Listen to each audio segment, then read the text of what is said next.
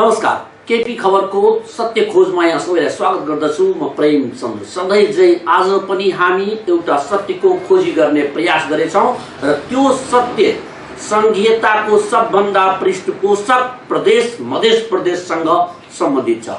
मध्य प्रदेशको सभा कक्षमा जहाँ प्रवेश हुँदै थिए त्यही संसदहरूलाई एकजना अतिथि लग्ने सुविधा दिएको छ एक्सपर्टको रूपमा। जुन विषयसँग सम्बन्धित हाउस भित्र बहस भइरहेको हुन्छ त्यही विषयसँग सम्बन्धित एक्सपर्ट लग्ने एउटा कानून नै बनाइएको छ। व्यवहारमा पनि त्यो कुरा चलिरहेको छ र केही घटना भइरहेको थियो मध्य प्रदेशको प्रदेश सभा कक्षभित्र। प्रवेश गर्ने बेला एउटा अतिथिलाई लिएर माननीय शेष नारायण यादव जो नेपाली कांग्रेसबाट निर्वाचित हुनुहुन्छ धनुषा निर्वाचन क्षेत्र नम्बर 4 को कबाट उहाँलाई अवरोध गरियो। उहाँको अतिथिलाई भित्र जान दिएन। त्यो पनि सभामुखले त्यस सन्दर्भमा एउटा वक्तव्य नै जारी गर्नुभयो सभाकक्ष भित्र कि बम लिएर आयो भने जान दिने कि नदिने। अब त्यहाँनिर प्रश्न उठ्छ, उहाँले बैंकको व्यक्ति थियो, मैले आउन दिएन। यस्ता कुराहरू गरिराख्दाखेरि शेष नारायणजी के भन्नुहुन्छ? मान्यजीले त्यो कुरालाई सहजै स्वीकार गर्नुहुन्छ या उहाँको फरक केही अडान छ? त्यो कुरा हामी यहाँहरुमा सत्य तथ्य जस्ताको त्यस्तै देखाउने प्रयास गरेछौं र हामीसँग अहिले हुनुहुन्छ नेपाली कांग्रेसका प्रदेश सभा सदस्य धनुषा निर्वाचन क्षेत्र नम्बर 4 को सदस्य शेष नारायण यादवजी। शेष नारायणजी, तपाईलाई केपी खबरमा स्वागत छ। धन्यवाद। आराम हुनुहुन्छ? एकदम आराम छ। हाउस भित्र तपाई अवरोध गर्नुभयो र सभामुखजी त्यसको लागि पुरै रुष्टता पनि व्यक्त गर्नुभयो। के थियो त्यो विशेषांक के थियो र किन अवरोध गर्नुभयो तपाई? निश्चितमा सबभन्दा पहिला म के जानकारी गराउन चाहन्छु भने एक दिन अगाडि सर्वदलीय बैठक बस्यो र सर्वदलीय बैठकबाट सांसदहरूको प्रदेश सभा सदस्यहरूको बैंक खाता खोल्ने सम्बन्धमा प्रस्ताव आयो। अनि त्यो प्रस्तावमा म नै एउटा जिज्ञासा राखे सभामुख मार्फत कि यो अनिवार्यता छ कुनै एउटै बैंकमा खाता खोल्नुपर्छ भनेर। अनि उहाँले जवाब दिनुभयो त्यो अनिवार्यता छैन, तर यो बैंकले यो सुविधाहरू दिएको छ। अनि म भने यदि यही सुविधा अरू बैंकले मतलब के दिन्छ भने त्यसमा खोल्न पाउने कि नपाउने भनेर मतलब त्यो बैठकमा म राखे सर्वदलीय बैठकमा। अनि त्यही बैठकमा उहाँले नै मतलब कि आफ्नो मुखारबिन्दुबाट भन्नुभएछ हैन यो स्वतन्त्रता छ जहाँ खोल्न मतलब कि पाउनुहुन्छ।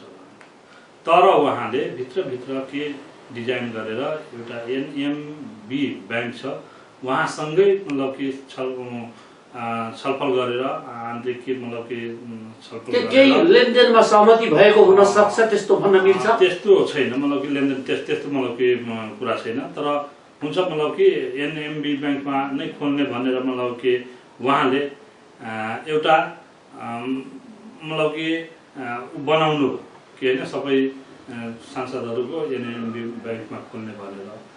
तर त्यही सुविधाहरूको लागि म पनि के गरे मतलब कि आफ्नो संसदीय दलको कार्यालय नेपाली कांग्रेसको संसदीय दलको कार्यालय त्यही भित्र छ। त्यो कार्यालय भित्र मेगा बैंकको कर्मचारीलाई बोलाएको थिए।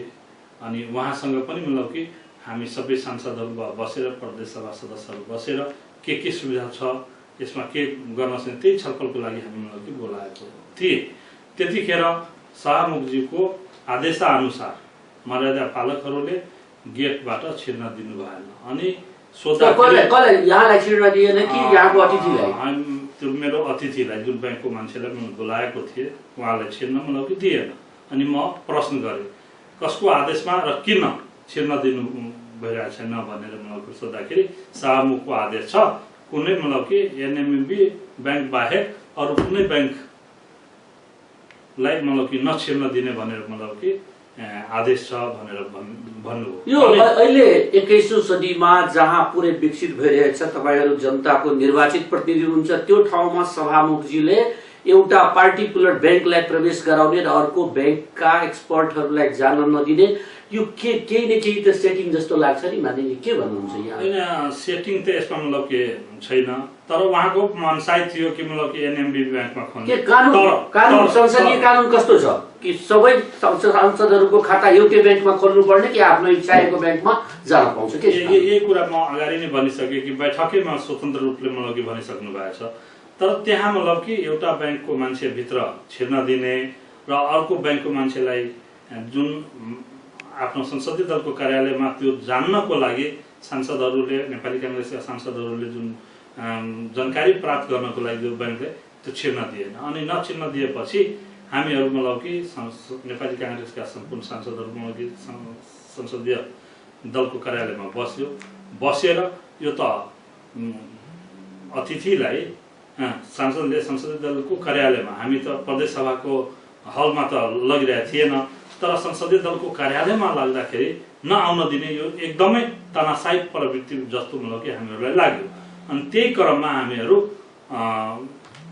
त्यसपछि सभामुखलाई मतलब कि दुईजना सांसदले सभामुखजीलाई भन्न पनि जानुभयो कि त्यो अतिथिलाई छिर्न दिनु हामी संसदीय दलको कार्यालयमा मतलब कि बसाउँछु केही जानकारी लिनु छ ब्याङ्क सम्बन्धी केही जानकारी लिनु छ अनि उहाँले मान्नु भएन नमानेपछि हामी मतलब कि बाध्य भएर हाउस चल्ने बेलामा हामी मतलब कि अवरुद्ध गर्यो हाउस र यसको जवाब नआउन्जेलसम्म हामी चल्न दिँदैनौँ भनेर हाम्रो संसदीय दलकै सम्पूर्ण सांसदहरूको निर्णय थियो र त्यो निर्णय भइसकेपछि अवरुद्ध गर्दाखेरि सभामुखजीले एउटा यस्तो शब्द प्रयोग गर्नुभयो जुन बमको शब्द प्रयोग भयो त्यसबाट झन् आक्रोशित मतलब कि नेपाली काङ्ग्रेस त्यसले के त्यो शब्दले के एउटा देखायो तपाईहरुलाई डर बसायो या के छ त्यो शब्द हैन अब यो प्रजातन्त्रमा हामी विश्वास गर्ने मान्छे डराउने त कुरै आउँदैन तर सभामुख जस्तो जिम्मेवार पदमा बसिसक्नु चेयरमा बसेर बमको हतियारको कुरा गर्नु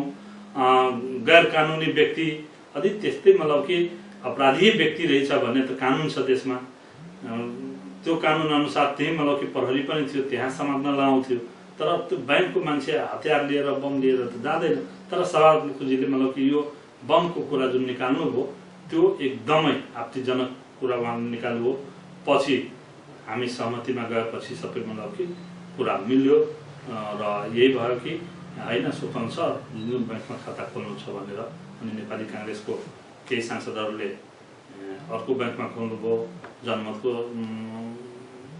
सांसदहरू भनेर एउटा स्वतन्त्रताको लडाई तपाईँ लड्नुभयो र जित्नुभयो त्यसमा भन्न मिल्छ यो निश्चित रूपमा जुन अधिकार छ संसदहरूको त्यो कुनै कार्यविधि बनेको छैन कि एउटै ब्याङ्कमा खाता खोल्नुपर्छ सबै सांसदको न नियमावली बनेको छ यो त स्वतन्त्र अधिकार छ जुन ब्याङ्कमा जसको मतलब कि सुविधा हुन्छ या विभिन्न किसिमको कारोबार मतलब गरिरहेको हुन्छ त्यसमा खाता पनि पहिलादेखि कुनै पनि ब्याङ्कमा खाता खोल्न सक्ने त्यसैको लागि हामी अडान लियो र अडान लिएर त्यो मतलब कि स्वतन्त्रता सम्पूर्ण सांसदहरूलाई दिलाउनु तर शेषनारायणजी तपाईले प्रवेश गर्ने बेला जबरजस्ती पनि गर्ने प्रयास गर्नुभयो त्यो पालकहरूको यो के अर्थमा यसलाई व्याख्या गर्न सक्छौँ कि तपाईहरु अब नेपाली कांग्रेसले अब दबंगैबाट यो प्रदेश सभालाई कब्जा गर्न खोजेको हो भन्न मिल्छ हामी प्रजातन्त्रमा विश्वास गर्ने मान्छे प्रजातन्त्रवादी हौं हामी कुनै दबंगिरी गरेनौं त्यहाँ मर्यादा पालकसँग कुनै एउटा भनाभन पनि मतलब कि भएको छैन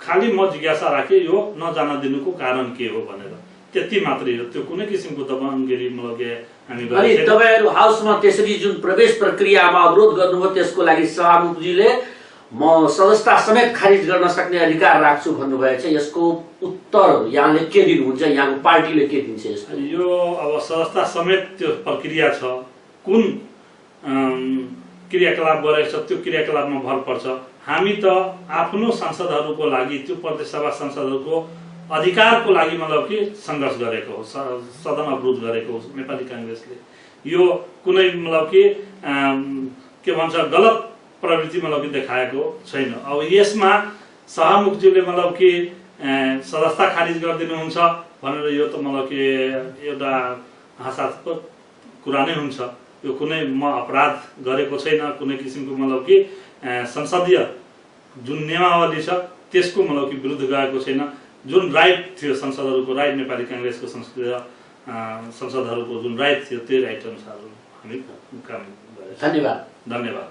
हामीले सभामुखसँग कुराहरू बुझ्ने प्रयास गरियौँ। सभामुखले प्रश्न भन्नुहुन्छ, मेरो अधिकारको कुरा हो, म कुन ब्याङ्कलाई खाता खोल्न लगाउँछु, कुन ब्याङ्कलाई दिन्छु, उहाँको भनाइ र अहिले हामी नेपाली कांग्रेसको प्रदेश सभा सदस्य श्रेष्ठ नारायण यादवजीको पनि वक्तव्य हामीले बुझ्यौँ, उहाँको भर्सन बुझ्यौँ कि स्वतन्त्रता हुनुपर्छ, यो मानवीय गुण हो। लोकतन्त्रमा कुन खाता कुन ब्याङ्कमा खोल्ने त्यो व्यक्तिको आफ्नो इच्छा हुनुपर्छ, आफ्नो उसको अधिकारको कुरा हो र त्यो हाउसभित्र एउटा अतिथिलाई लग्ने जुन आधिकारिक कुरा छ, एक्सपर्टलाई लग्ने आधिकारिक कुरा छ, त्यसको लागि उहाँ सङ्घर्ष गरिराख्ने प्रतिबद्धता पनि जनाउनु भएछ। लोकतन्त्र जीवित रहोस्, संघीयता निरन्तरता पाओस् भन्ने हाम्रो अभिप्राय अन्तर्गत यो कार्यक्रम हामी सञ्चालन गरेका छौँ। फेरि उपस्थित हुने बाचा गर्दै अहिलेको लागि बिदा माग्दछु। नमस्कार।